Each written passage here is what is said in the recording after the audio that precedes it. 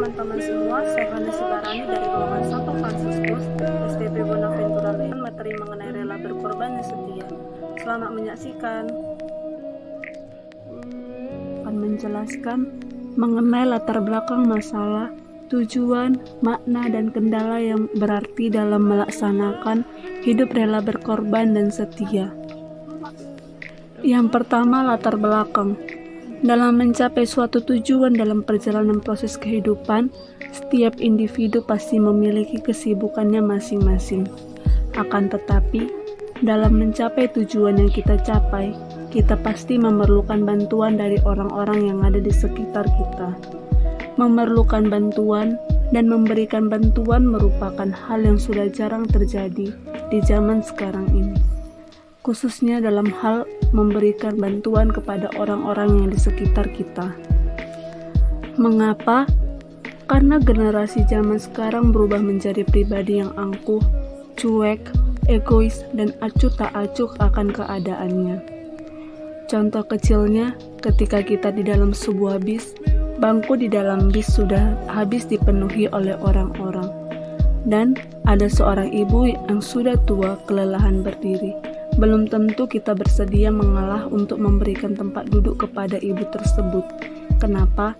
Karena adanya rasa egois yang ada di dalam diri kita masing-masing. Sedangkan Yesus mengajarkan kepada kita untuk berbuat kasih kepada sesama kita dan mengorbankan diri kita untuk sesama kita. Seperti Yesus yang telah mengorbankan dirinya dengan wafat di kayu salib. Yesus mengajak kita untuk dapat hidup dalam berkorban dan setia kepada Bapa. Kita tahu berkorban itu memang susah dan berkorban itu memang sakit. Akan tetapi, bila kita dapat mengorbankan diri kita bagi sesama kita, hidup kita akan jauh lebih indah dan lebih damai. Maka diperlukannya pembinaan karakter untuk meningkatkan kembali rasa rela berkorban dan setia kepada sesama. Sebelumnya juga, kita perlu mengetahui apa arti dari rela berkorban dan setia tersebut. Yang pertama, arti dari rela berkorban. Rela artinya bersedia dengan senang hati dan tidak mengharapkan imbalan atas dasar kemauan sendiri. Sedangkan berkorban artinya memberikan segala sesuatu yang dimiliki, sekalipun akan memberikan kerugian pada diri kita sendiri.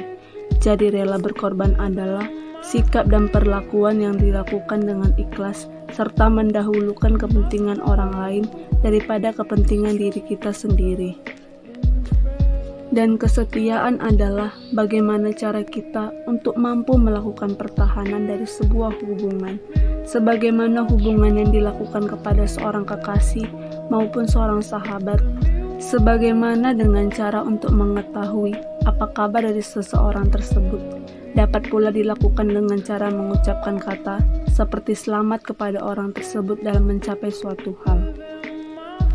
Kesetiaan juga dapat diartikan kesabaran, ketulusan, dan tidak melanggar janji kepada seseorang.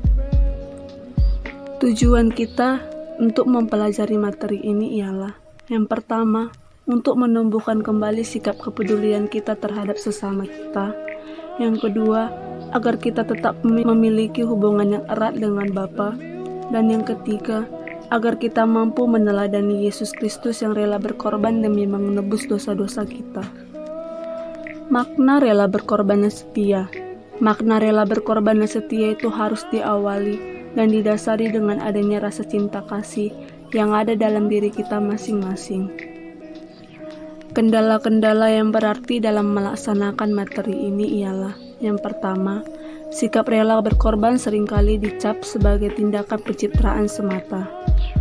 Yang kedua, tidak semua orang mau mendahulukan kepentingan orang lain dan menyampingkan kepentingan pribadinya, atau dapat dibilang egois. Yang ketiga, tidak semua orang menghargai tindakan rela berkorban yang telah diberikan kepadanya. Contohnya, jika kita mengorbankan sesuatu kepada seseorang, belum tentu orang tersebut mengatakan terima kasih sebagai bentuk penghargaan kita telah menolongnya. Yang keempat, rasa kepercayaan yang kurang dikarenakan rasa cemburu yang menyebabkan kesetiaan seseorang menjadi pudar. Demikianlah materi rela berkorban dan setia yang dapat saya sampaikan. Jika ada kesalahan kata-kata yang saya ucapkan, saya mohon maaf. Sekian dan terima kasih.